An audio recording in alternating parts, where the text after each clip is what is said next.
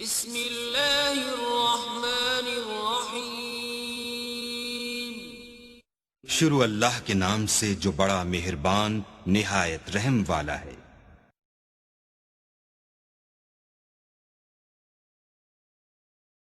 حضرت شیخ احمد مجدد الفسانی علیہ رحمہ فرماتے ہیں، جو شخص اپنے اوپر 10 چیزوں کو لازم کر لیتا ہے تو لازمی نتیجہ یہ ہوتا ہے کہ وہ متقی بن جاتا ہے۔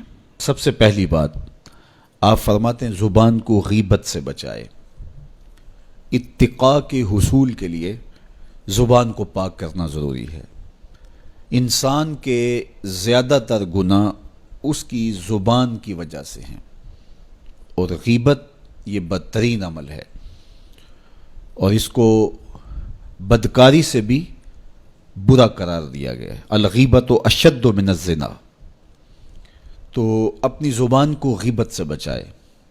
دوسری بات ارشاد فرمائی کہ بدظنی سے بچے، کسی سے خواہ مخواہ بدگمان ہو جانا اور اپنے دل کو کسی کے لیے میلا کر لینا اور اس کی بدگمانی دل میں پالنا، یہ تقوی کے منافی ہے۔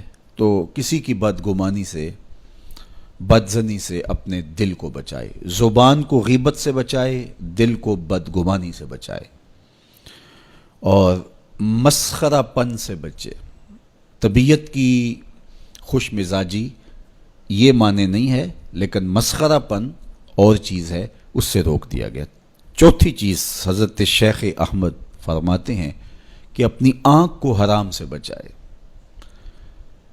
اپنی آنکھ کی حفاظت کرنے سے تقوی حاصل ہوتا ہے۔ جب آنکھ خراب ہوتی ہے تو دل خراب ہوتا ہے، جب دل خراب ہوتا ہے تو پھر پورا بدن خراب ہو جاتا ہے۔ پانچویں چیز ارشاد فرمائی ہمیشہ سچ بولے۔ جھوٹا شخص کبھی متقی نہیں ہو سکتا۔ مومن سچا ہوتا ہے، مومن جھوٹا نہیں ہوتا، اور تقوی کے اصول کے لیے سچ شرط ہے۔ چھٹی چیز ارشاد فرمائی ہر حال میں اللہ کا احسان مانے۔ جب کوئی بھی انسان پر بہتری آئے تو اس وقت یہ کہے کہ یہ میرے رب کا احسان ہے کہ مجھے یہ حاصل ہوا ہے۔ بہت سارے لوگ اپنی محنت کا نتیجہ قرار دیتے ہیں کہ یہ میں نے کیا تو اس کے نتیجے میں یہ ملا۔ اس کی کرم نوازی ہے کہ اس نے ایسا کر دیا۔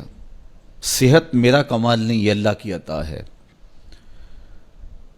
علم میرا کمال نہیں، یہ اللہ کی عطا ہے۔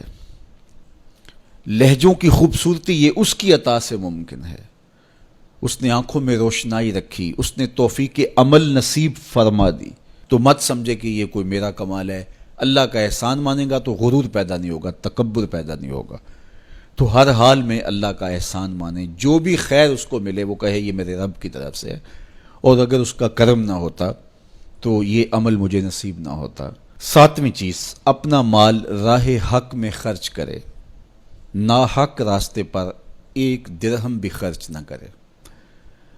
کمایا ہوا مال راہ حق میں خرچ کرنے سے اتقاء کی دولت نصیب ہوتی ہے۔ اللہ قیامت کے دن بندے کے قدم اپنے حضور سے ہٹنے نہیں دے گا جب تک اس سے 3 سوال نہیں کر لے گا۔ ان میں سے ایک سوال یہ ہوگا کہ مال کمایا کہاں سے، مال خرچ کہاں کیا۔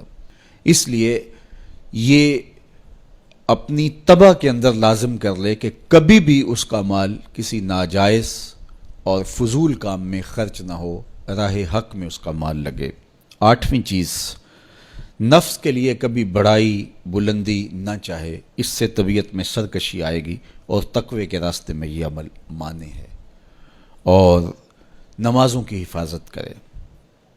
نمازوں کی اگر حفاظت نہیں کرتا تو باقی سارے عمل اس کے پاس ہیں، تو وہ متقی کیسے بن سکتا ہے؟ چونکہ یہ تو اسلام کا بنیادی فریضہ ہے جو اہل ایمان پر لازم کیا گیا ہے۔